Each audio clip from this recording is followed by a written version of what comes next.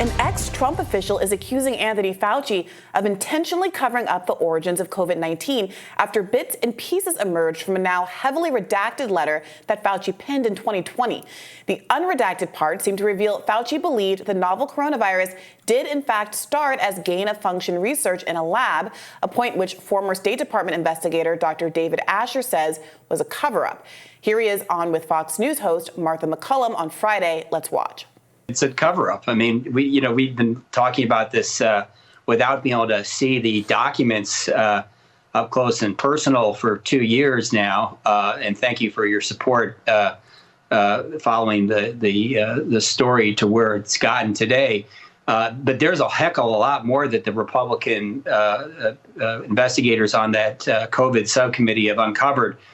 They've gotten through all the private communications of all the scientists orchestrated by Fauci to draft this proximal origins paper that concluded that beyond a reasonable doubt, this thing came from nature.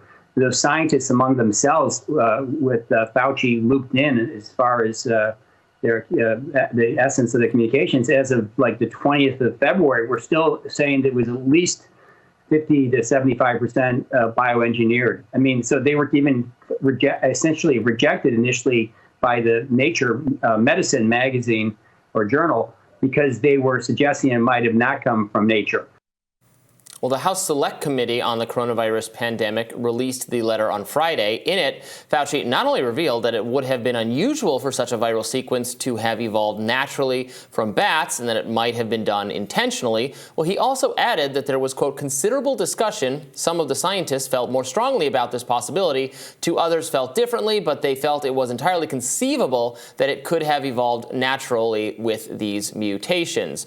So that was, so this is, I think, incredible and, yet more evidence that there was this rush to spin things as the pandemic was getting underway. Dr. Fauci has tried to, frame these disclosures well. I initially thought, maybe it would have come from a lab, but then, the even more expert than I people who looked at this said, no, it really does look like it arose naturally. That's been his explanation. So there's nothing to see here.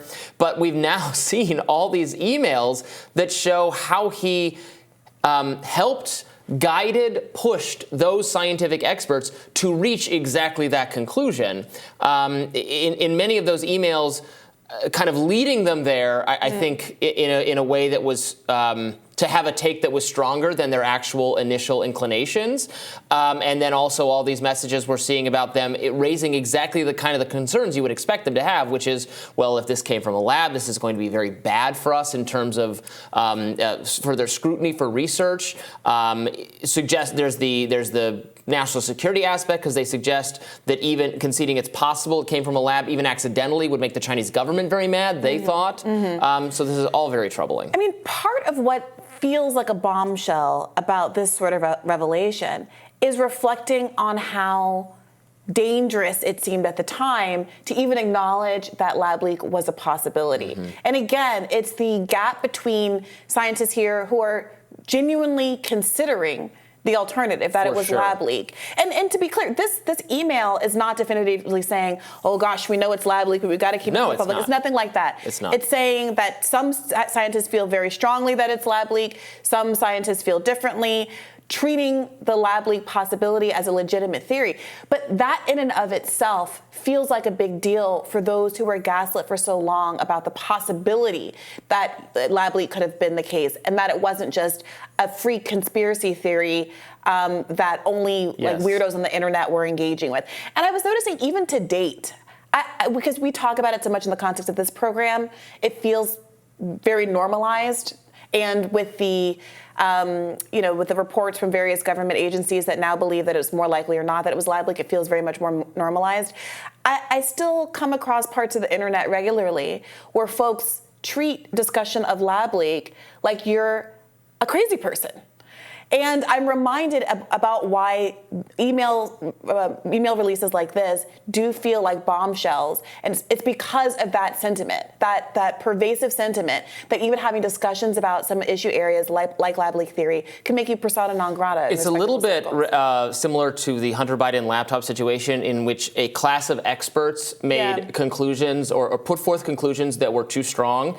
And then the media reported on those conclusions in even stronger terms, right? Because the former national security agents who put out that letter, they said the Hunter Biden laptop story looks like it reminds us of Russian disinformation. Not that it was, not that they were telling you that it was, but here are the reasons it looks like that to them.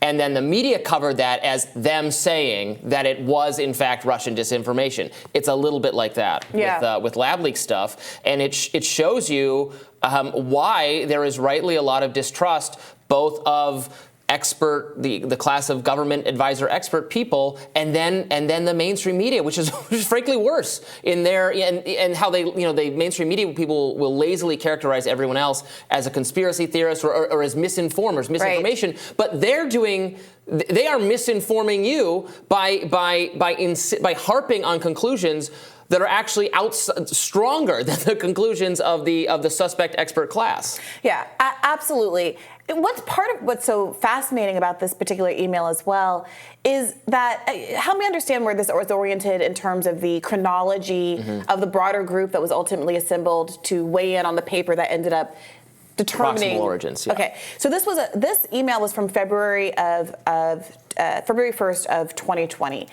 And we quoted some of it, the part where it says the suspicion that this was lab leak was heightened by the fact that the scientists in Wuhan were known to have been working on gain-of-function experiments to determine the molecular mechanisms associated with bat viruses adapting to human infection, and the outbreak originated in Wuhan. Upon considerable discussion, some scientists felt more strongly about this possibility, but two others felt differently. They felt it was entirely conceivable that this could have evolved naturally, even though these mutations had never been seen in a bat virus before. That seems like some skepticism that Fauci is interjecting back into that conversation. Right. The reasons for each side of the argument are too complicated to bother you with. Bottom line is that they all agreed with my strong suggestion to gather an even larger group under the auspices of an internationally credible organization, probably the WHO. And that should be the next steps. So this seems like genuine skepticism, even some skepticism from Fauci about people who think it could have evolved naturally. And so what happened between then and where we ended up, where we got this proximal origin paper telling us? Yeah, I think the paper came out a month or so after that. So we're really still assembling the timeline there. But it was I think Christian Anderson was the doctor that he talked to for proximal origins, where we saw those messages where basically Christian Anderson says to Fauci, well, yeah, I think giving reasons it arose naturally, but unwilling, not wanting to be on the record for having that view. And then Fauci pushing him or goading him to commit to that view for proximal origins. So I think it looks like Fauci quickly recognized the importance of setting the tone and having the tone be it arose naturally, which again is not. It absolutely could have. We still don't know definitively either way. Of course. It could have arose from nature. It could have arose, again, and Fauci himself has now tried to say, well, it could have arose naturally, but because there is this actual kind of murkier middle ground where it's not anything that was manipulated in a lab. It was something from a bat from a cave, but you would have never had that spread naturally unless they'd been going into caves collecting bat samples. Yeah. So it could be that they didn't actually manipulate it necessarily. Sure. So it's a lab leak, but not gain of function, and you know what I mean? Right. We still don't know. We still don't know. But the conversation for years was so definitively on the sides of that wet market outbreak. Now we know there are cases before the wet market outbreak, regardless. Yeah. Well, this was a fascinating revelation. We'll continue to bring any further reporting for documents that give clarity to the situation. Stick around for more Rising after this.